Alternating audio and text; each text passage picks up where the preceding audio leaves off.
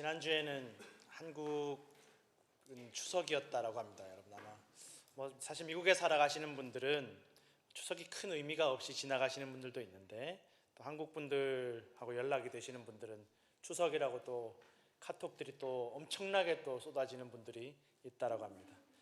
사실 여기 계신 이제 젊은 분들은 또 이해를 잘 못하기도 하는데, 여기서 태어나고 자란 분들은 또 추석이 별건가 싶은 느낌도 있고 또 그런 생각을 하기도 한다라고 합니다.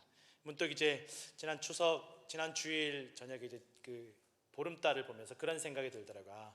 저 지금 보고 있는 저 보름달이 어제 한국에 있는 우리 가족들이 보았던 그 보름달이겠구나라는 생각을 하니까 조금 마음이 좀 따뜻해지는 느낌도 들고, 또 멀리 떨어져 있지만 아직 우리가 같은 달을 보면서 느낄 수 있다라는 생각이 들기도 하더라고요. 또 한편으로 드는 생각은 그냥 지금 한국에 있는 분과 같은 달을 보고 있는 것도 있지만, 수십 년 전, 또 때론 수백 년 전에 우리 할머니 할아버지들이, 또 우리 조상들이 그 추석을 지내면서 보았던 그 똑같은 달, 그 달을 보고 있다는 게 새삼스럽게 신기하게 다가오는 거예요. 그 오랜 세월을 뛰어넘어서 그 수많은 지역에 흩어져 살고 있던 그 수많은 사람들이 같은 달을 바라볼 수 있다는 게 참 신기하다라는 생각이 들기도 했다라는 것입니다. 미국에서 살아가는 이민 사회를 살아가는 분들 이야기를 들어보면, 물론 한국에서도 그렇지만 이 세대 차이가 굉장히 많이 느껴져서 대화하기가 힘들다라는 이야기들을 많이 듣게 됩니다. 일터에서나 교회에서나 심지어는 가정에서도 같은 가족인데도 불구하고 세대 차이 때문에 말하다 보면 똑같은 사건을 가지고 똑같은 상황을 만나서도 의견들이 너무 완전히 반대가 되거나 생각들이 너무 다르다라는 것입니다. 맞다라고 생각하는 그 기준이 너무 달라서 완전히 그냥 다른 세상에 사는 것처럼 느껴질 때가 있다라는 것입니다. 부모님 세대나 자녀 세대가 같은 한 집에서는 살고 있지만 이거 완전히 그냥 다른 세상을 살아가는 것처럼 불편함을 느낄 때가 많이 있다라고 합니다. 각자가 경험했던 그 인생의 과정들, 그 어려움이 다르고 또 경험이 다르니까 생각이 달라지고, 그러다 보니까 말하는 것이 다 달라지더라는 것입니다. 그러다 보니까 서로 좀 뭔가 도움을 주는 말을 해주고 싶어도 이게 도움을 주는 말을 해도 서로 도움이 되지 않을 때도 참 많이 있다라는 것입니다. 인생의 경험이 너무 다르다라는 것입니다. 우리 1세대 분들, 이민 처음 오신 1세대 분들은 이제 주로 한국에서 다 태어나고 자라고 학창 시절 보내고 연애하시고 결혼하시고 모든 인생의 경험들이 한국에 다 있다라는 거예요. 그래서 추억도 한국에 있고 내 모든 사랑했던 그 모든 시간들이 다 한국에 있으니까 여전히 나는 한국인으로 여기 잠깐 와 있는 것처럼 느끼시는 분들이 많다라는 것입니다. 또 그러다 보니까 사실은 다른 것도 있지만 언어가 잘 되지 않아서, 영어가 오랜 세월 10년, 20년, 30년, 40년 살아도 언어가 잘 늘지 않아서 한국어만큼 능숙하지가 않아서 어려움을 겪는 분들이 많다라는 것입니다. 그래서 누가 도와주지 않으면 이게 참 언어로 이렇게 소통하는 것이 어렵고, 그래서 이 미국의 모든 복지 시스템이나 혜택에서 소외받을 때가 너무 많고 또 서러움을 겪을 때도 많다라는 것입니다. 그러다 보니까 더 나는 한국 사람이야 라는 그 마음이, 그 생각이 지워지지 않고 더 강해지더라는 것입니다. 한국에서 또 절에 다니셨건 무슨 종교를 가지셨건 일단 미국에 오면, 그러다 보니까 1세대 분들은 무조건 교회로 모일 때가 참 많았다라는, 교회가 아니면 도와줄 데가 없으니까 한국에서 유명한 보살님일지라도 또 한국에서 어디 전보로 다니셨던 분이라도 다 일단 미국만 오면 1세대들은 무조건 교회로 모일 때가 많았다라는 것입니다. 믿음이 있건 없건 다 교회에 와서 도움을 받고 또 이 교회가 인생이 되게 되더라는 것입니다. 이런 경험, 이런 삶의 과정을 거쳐서 1세대들이 여기까지 걸어왔다는 것입니다. 이것은 사실은 1.5세대들이나 2세대들은 들어도 이해하지 못하는 세상이라는 것입니다. 1세대들이 겪었던 어려움들, 서러움들은 자녀 세대들이 듣기는 들어도 잘 와닿지 않는다라는 것입니다. 또 그런데 1.5세대나 2세대는 그러면 편했냐? 또 그렇지도 않다라는 것입니다. 1.5세대는 이제 아주 어릴 때 뭐 태어나긴 한국에서 태어났지만 미국으로 건너와서 학교 다니고 또 잘하고 직장 잡고 또 그렇게 언어도 이제 영어를 능숙하게 쓰지만 본인이 가끔 이렇게 내가 정말 한국 사람인가 미국 사람인가 혼란스럽다라는 거예요. 한국 사람 만나면 미국 사람인 것 같고 미국 사람 만나면 한국 사람인 것 같고 그래서 도대체 나는 누구인가라는 그런 혼란함이 있다라는 것입니다. 또 2세대는 또 미국에서 태어나고 또 미국에서 자라고 미국에서 학교도 다 다니고 자라면서 나는 미국 사람이야 라고 생각을 하는데 미국 사회에 들어가면 너는 한국 사람이야, 너는 아시아 사람이야, 너는 미국 사람 아니야, 이렇게 건너갈 수 없는 그 강이 있더라는 것입니다. 그러다 보니까 또 혼란스러움을 느끼더라는 것입니다. 이것은 1세대나 1.5세대나 2세대들이 아무리 서로 이해하려고 해도 이해하지 못하는 그 인생의 경험들이 있더라는 것입니다. 그러다 보니까 똑같은 상황을 만나도 같이 이야기를 해도 대화를 한다는 것이, 서로 이해한다는 것이 너무너무 어렵더라는 것입니다. 그래서 1세대나 1.5세대, 2세대 간에 대화가 단절이 되고 관계가 단절이 되는 경우가 많다라는 것입니다. 부모 자식 간에 점점 대화가 어려워지고 또 서로 사고방식과 문화를 이해하지 못하는 상황들이 생기더라는 것입니다. 1세대 분들은 내가 미국 와서 그 고생하면서 말이 안 되고 미국 사회, 주류 사회에 들어가지 못해서 고생한 거 내 자녀들은 좀 그 고생 물려받지 않았으면 좋겠다 해서 철저하게 야, 넌 집에서 영어만 써. 또 넌 미국 사람으로 자라야 돼. 그렇게 계속 그렇게 기르는 분들이 많았는데 그러다 보니까 나중에는 부모님은 영어를 못하는데 자녀는 영어만 하는 거예요. 그러다 보니까 서로 대화가 안 되는 경우들도 생기더라는 것입니다. 그렇게 경계가 넘어갈 수 없는 경계가 38선처럼 그렇게 생기더라는 것입니다. 다른 경험, 다른 생각, 다른 사고방식을 가지게 되더라는 것입니다.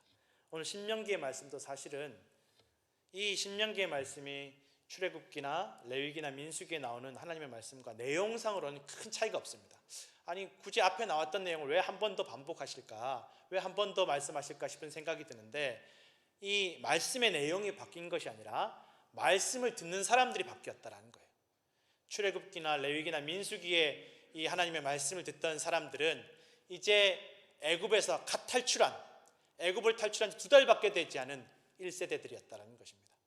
그러니까 여전히 그 사람들의 인생의 대부분은 애굽에서 노예살이 하던 그런 사람들이 대부분이 이 출애굽기의 말씀, 레위기의 말씀, 민수기의 말씀을 들었던 사람들이고 이 신명기의 말씀은 40년이 지난 이후에 그 1세대들이 이제는 거의 남지 않은, 몇 명 남지 않은 상황에서 이제 그 광야 생활 가운데 태어나고 자라서 이제 하나님께서 약속하신 그 가나안 땅에 들어가기 직전에 있는 1.5세대, 2세대들이 이 신명기의 말씀을 듣고 있다라는 것입니다. 그런데 그 말씀이 동일한 말씀이다라는 것입니다.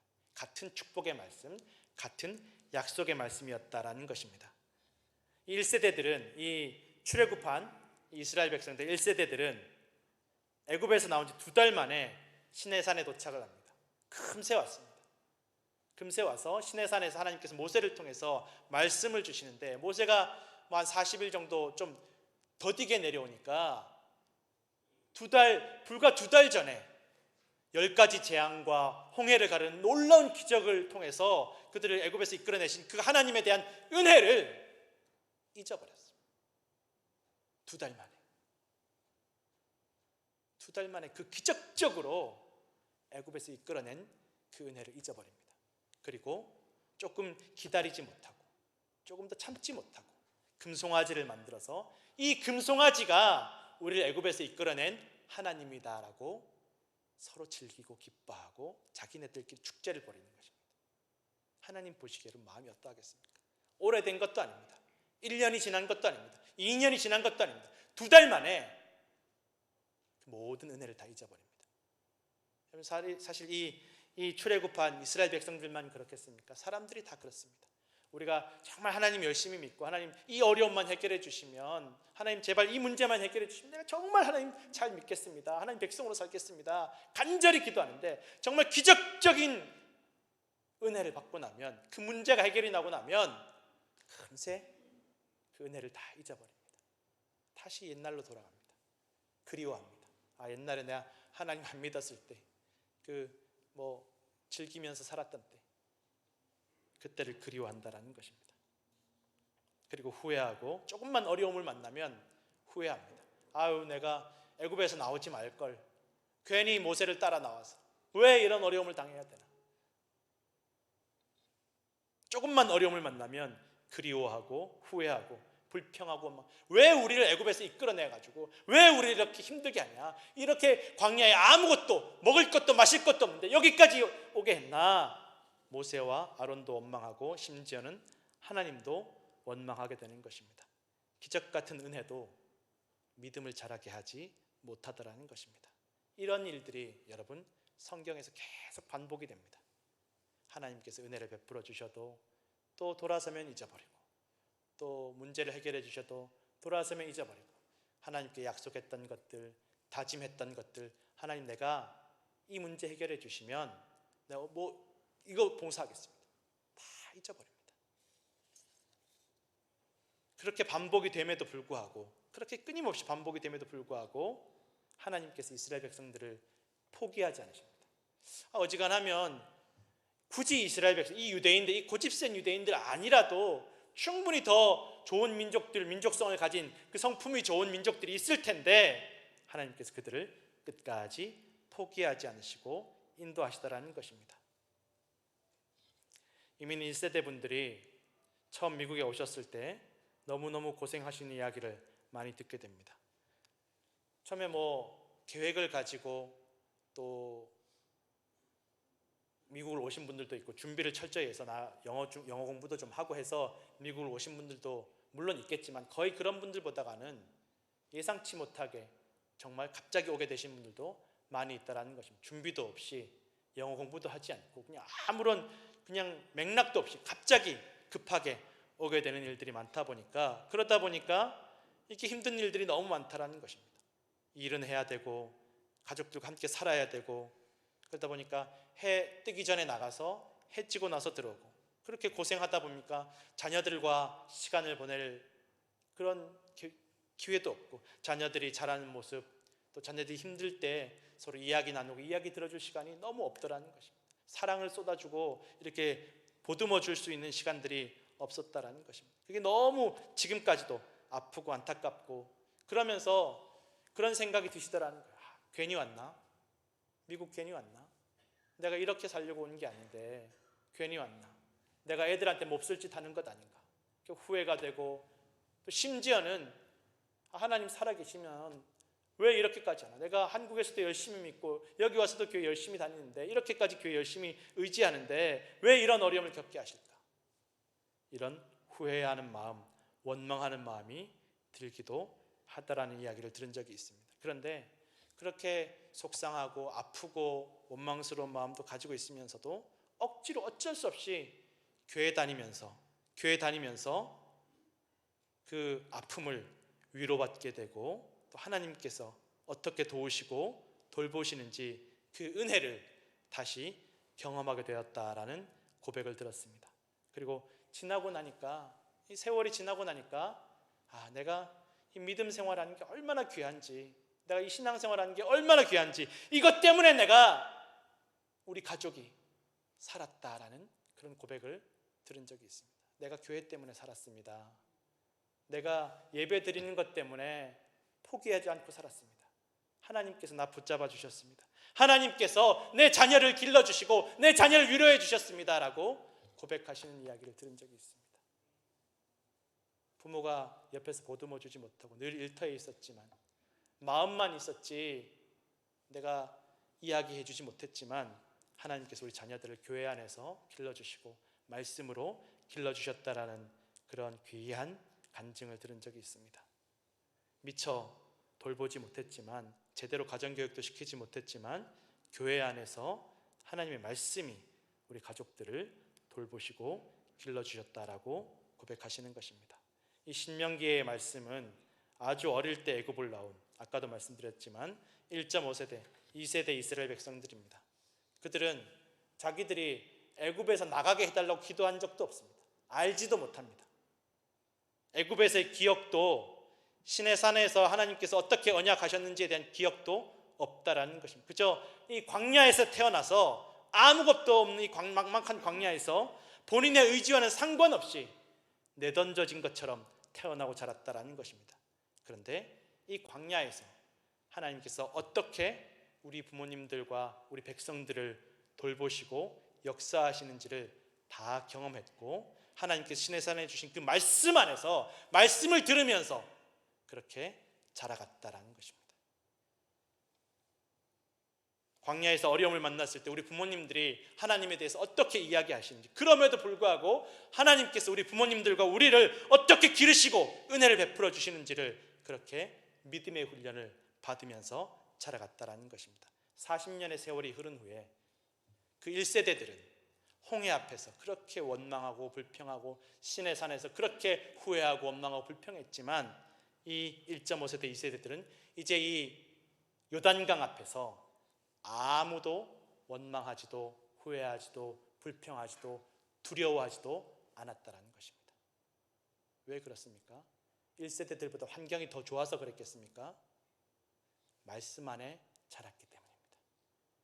말씀이 그들과 함께 하셨기 때문입니다. 하나님 말씀 안에서 그 부모님 세대를 이해하게 되고 부모님의 모든 그 역사를 알게 되었기 때문에, 하나님께서 어떻게 이스라엘 백성들을 인도하셨는지를 알기 때문에 그들은 더 이상 두려워하지 않았습니다. 이스라엘 백성들이 그 1세대들이 애굽에서 나와서 1년 만에 가나안 땅 앞에 도착했을 때 그들은 두려워했습니다. 우리가 저거 어떻게 하지? 저 땅을 어떻게 얻을 수 있지? 하나님께서 말씀은 그렇게 하셨지만 우리가 과연 저 사람들 이길 수 있을까? 우리는 이기지 못한다. 나는 아시아 사람, 한국 사람, 영어도 못하는데 어떻게 할 수 있을까?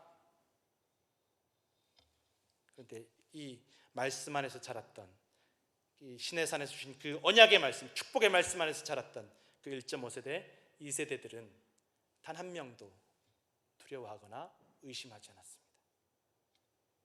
그리고 요단강을 건너서 약속의 땅을 얻게 되었음을 여러분 기억하시기를 부탁을 드립니다.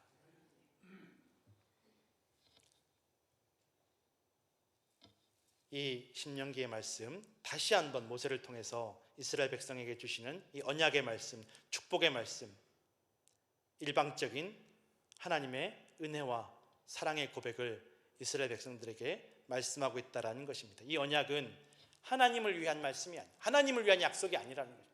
이스라엘 백성들, 너희가 잘 되기 위한 길을 알려주시는 것이라는 거예요. 너희가 사는 길을 알려주신다라는 거죠. 너희가 흩어지지 않고 그 가나안 땅을 얻고 그 땅에서 오랫도록 잘 되는 길을 알려주시는 말씀이다라는 것입니다. 오늘 본문에 이렇게 말씀하고 있습니다. 이스라엘아 들으라, 우리 하나님 여호와는 오직 유일한 여호와이시니라 라고 선포하고 있습니다. 이스라엘이라는 이름이 언제 나왔습니까? 이 이스라엘 백성들이 애굽에서 노예살이 하기 전부터 수백 년 전에 그 야곱에게 주셨던 이름이었다라는 것입니다. 그 야곱이 수십 년간 그 외삼촌 밑에서 노예살이를 하다가 이제 형에게 돌아갈 때 두려움 가운데, 자신의 죄 때문에 여전히 두려워하고 겁나고 그렇게 망설이고 있을 때에 하나님께서 야곱에게 나타나셔서 위로해 주시고 축복해 주시고, 너는 하나님을 이긴 사람이다. 내가 너를 통해서 수많은 백성들을 이룰 것이다 라고 약속해 주셨던 그 귀한 이름, 영광스러운 이름, 은혜의 이름이었다라는 것입니다. 그 이스라엘로 하나님께서 지금 부르고 계신다라는 것입니다. 이스라엘 백성들은 다 잊어버렸지만 하나님은 이스라엘 백성들을 잊지 않으시고 기억하시고 그 축복의 약속, 언약의 말씀을 지키심을 믿으시기를 부탁을 드립니다. 너희가 섬길 하나님은 저 애굽의 수많은 신들도, 가나안의 수많은 신들도 아니라 오직 한 분이신 하나님, 참된 하나님이시고 그 하나님이 우리의 하나님이 되신다라는 것을 선포하고 계신다라는 것입니다. 설득하시는 것이 아니라, 이해시키는 것이 아니라 선포하시는 것입니다. 왜? 이것이 진리이기 때문에. 애굽에 수많은 신들이 있었습니다. 태양신, 달신, 무슨 신. 그리고 가나안에도 이제 이들이 들어갈 그 땅에도 수많은 신들이 있습니다. 그런데 여러분, 이 애굽의 신들과 가나안의 신들, 말은 신이지만 사실은 우상 숭배하는 그 우상 숭배의 특징이 무엇이냐면 반드시 대가를 요구한다는 것입니다. 특히 사람의 대가, 신에게 무엇인가를 얻어내기 위해서는 무엇인가를 반드시 희생해야 됩니다. 심지어 가나안의 신들은, 이제 이스라엘 백성들이 들어갈 이 가나안의 신들은 어린아이까지도 죽여서 제물로 바치기를 요구한다는 것입니다. 오늘날 여러분, 우리는 세상에서 얼마나 눈치 보고 챙겨야 되는 우상들이 많이 있습니까? 돈을 벌어야 됩니다. 돈이 있어야 세상을 살 것 같고, 돈이 있어야 가족을 지킬 것 같고, 돈이 있어야 자유로워질 것 같습니다. 그런데 그 돈을 벌기 위해서 반드시 무엇인가를 희생해야 됩니다. 나 자신을 희생하든, 가족을 희생하든, 인간관계를 희생하든, 건강을 희생하든 희생해야 됩니다. 공짜가 없습니다. 권력도 마찬가지입니다. 힘이 없어서 무시당하고 멸시당하고 휘둘리는 세상이니까 내가 힘을 얻어야지, 권력을 얻어야지. 그 권력도 공짜가 없습니다. 이 땅에서 부귀영화 생명을 길게 누리려면, 내 것을 지키려면 무엇인가를 희생하지 않으면 안 된다는 것입니다. 여러분, 우리가 기억해야 될 것이 있습니다. 그런 하나님의 은혜, 하나님의 돌보심은 오직 한 분이신 하나님의 은혜는 값없이 주신다는 것입니다. 우리에게 무엇인가를 요구하지 않으십니다. 우리의 희생을 요구하시는 것이 아니라 하나님께서 희생하신다는 것입니다. 나를 사랑하기 위해서, 나를 살리기 위해서 하나님께서 희생하시고 용서하시는 은혜이고 사랑임을 반드시 기억하시길 바랍니다. 그리고 그 하나님을 마음을 다하고 뜻을 다하고 힘을 다해서 사랑하라고 말씀하십니다. 사랑하라는 말은 원래의 뜻을 살펴보면 그냥 우리가 연애하는 그런 사랑을 말하는 것이 아니라 충실해라, 충성해라라는 의미를 가지고 있다는 것입니다. 충실하라, 모든 것들 가운데 충실하라는 것입니다.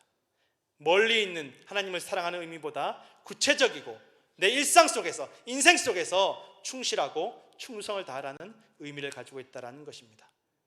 일상생활 속에서, 모든 상황 속에서 말이나 생각으로만이 아니라 삶으로 하나님께 충실하고 충성하는 그러한 것을 오늘 사랑이다라고 말씀하고 있다는 것입니다. 주일에만 잠깐 예배하고 말씀 듣고 기도만 하면 끝나는 신앙생활이 아니라 내 모든 생활이, 삶이 기도가 되고 예배가 되고 내 모든 인생 속에서 하나님의 백성으로 살아가라는 의미입니다. 마음을 다하라는 말은, 이 마음이라는 말은 생각과 의지와 감정의 모든 중심을 말하는 것입니다. 내 모든 생각, 판단, 인생의 계획, 의지, 감정까지도 하나님께 맞추라는 것입니다. 무슨 생각을 하든지, 무슨 계획을 세우든지, 무슨 감정으로 느끼든지 이것이 하나님 앞에 합당한 것인가, 하나님 기뻐하시는 것인가, 내 감정이, 내 계획이, 내 생각과 판단이 하나님께 맞추어져 있는가를 늘 기억하라는 것입니다. 예배 드릴 때만이 아니라 내 일상생활 속에서도 하나님께 충실하라는 것입니다. 사람의 마음은, 생각은, 판단은, 감정은 너무나 다 다릅니다. 생각과 의지와 감정이 다 다르기 때문에 사람이 경험한 것 때문에 다 다르고 때와 상황에 따라 다르고 심지어는 내 몸의 컨디션 때문에 생각과 판단과 말이 다 달라질 때가 얼마나 많이 있습니다. 그러다 보니까 자꾸만 싸움이 생기고 갈등이 생기고 서로 미워하게 되고 증오하게 되는 것입니다. 문제가 생긴다라는 것입니다. 이 모든 혼란스러운 사람마다 다른 생각과 의지와 감정을 하나님께 충실히 맞추면 그 모든 문제는 해결이 될 줄로 믿습니다. 내 생각대로, 내 뜻대로, 내 계획대로, 내 감정대로 살아가는 것이 아니라 하나님께 충실한 삶이 되면 내 생각과 마음과 감정과 모든 것들이 하나님 중심으로 살아가면 미워하지 않습니다. 부딪히지 않습니다. 모든 문제가, 모든 갈등이 해결될 줄로 믿습니다. 뜻을 다하고 라고 말씀하고 있습니다. 이 뜻이라는 말은 영혼이라는 의미를 가지고 있습니다. 다시 말하면 영혼을 다하라는 것입니다. 겉으로만이 아니라 육신만, 몸만 하나님께 충실하는 것이 아니라, 겉으로만, 내 행동으로만, 말로만 충실하는 것이 아니라 온 영혼을 다해서 하나님께 온전히 충실하라고 말씀하고 있습니다. 이것이 사는 길, 복받는 길, 너희가 얻을 그 땅에서 잘 되는 길이라는 뜻입니다. 힘을 다하라고 할 때 힘이라는 단어는 그 사람이 내놓을 수 있는 최대한의 것, 넘치는 활동력이라는 의미를 가지고 있습니다. 내가 하나님께 충실하고 충성한다는 의미는 하나님 앞에 숨기고 감추지 않는 것을 의미하는 것입니다. 아끼지 않는 것입니다. 사람들이 인생에서 문제가 생길 때 보면, 뉴스를 보면 항상 따로 챙겨둔 것 때문에, 따로 남겨둔 물질과 시간 때문에 죄를 짓고 문제가 생길 때가 얼마나 많이 있는지 모릅니다. 넘치는 여유 때문에 문제가 생기는 것입니다. 없어서 가난해서 문제가 생기는 것이 아니라 항상 남는 것 때문에, 넘치는 것 때문에 문제가 생기고 죄를 짓습니다. 아니, 나중에 어떻게 될지 모르니까 쟁여둬야지, 내 시간 빼놔야지, 미래를 위해서 준비해 놓아야지. 여러분, 죄 짓는 사람들 보면 시간이 남아서, 돈이 남아서 짓습니다. 없어서, 정말 가난해서 힘들어서 죄 짓는 것이 아니라 남는 것 때문에, 남겨두는 것 때문에 죄의 유혹에 빠져들 때가 얼마나 많이 있는지 모릅니다. 근데 또 이렇게 말씀드리면, 목사님 또 교회에 헌금 많이 내라는 말씀인가, 봉사 많이 하라는 말씀인가? 여러분, 그 말씀이 아닙니다. 여러분들의 시간이든 물질이든 육신이든 무엇을 하든지, 먹든지 마시든지 무엇을 하든지 하나님의 영광을 위해서 하라는 말씀입니다. 교회에 계시든지 가정에 있든지 직장에 나가든지 무엇을 하든지 내 모든 물질과 육신이 하나님 기뻐하시는 하나님의 영광을 위해서 쓰임받으시기를 간절히 부탁을 드립니다. 그러면 문제 없습니다. 그러면 썩지 않습니다. 죄짓지 않습니다. 그리고 이 모든 말씀을 자녀들에게 부지런히 가르치라고 오늘 말씀하고 있습니다. 누구에게요? 이제 가나안 땅에 들어가서 그 수많은 신들, 그 우상 숭배들 가운데, 그 수많은 유혹들 가운데, 그 수많은 풍족함 가운데 살아갈 3세대들에게 가르치라고 말씀하고 있습니다. 너희 아버지와 할아버지가 이렇게 그 고난 가운데 여기까지 왔고, 그렇게 그 고난과 그 모든 죄악들 가운데 하나님께서 우리를 용서하시고 돌보아 주신 그 은혜를 가르치라는 것입니다. 잊지 말라는 것입니다. 하나님께서 살아계심을, 너를 지켜보고 계심을, 너를 돌보심을 잊지 말라는 것을 가르치라는 것입니다.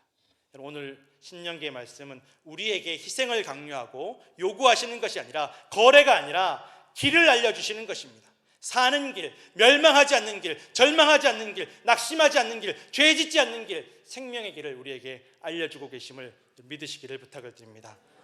하나님의 말씀이 육신이 되어서 이 땅에 내려오신 예수 그리스도를 항상 마음에 새기시고, 예수 그리스도의 마음을 품고 하나님의 사랑과 은혜를 자녀들에게 가르치시며 우리도 잊지 않는 성도들 되시기를 간절히 축원합니다. 기도하겠습니다.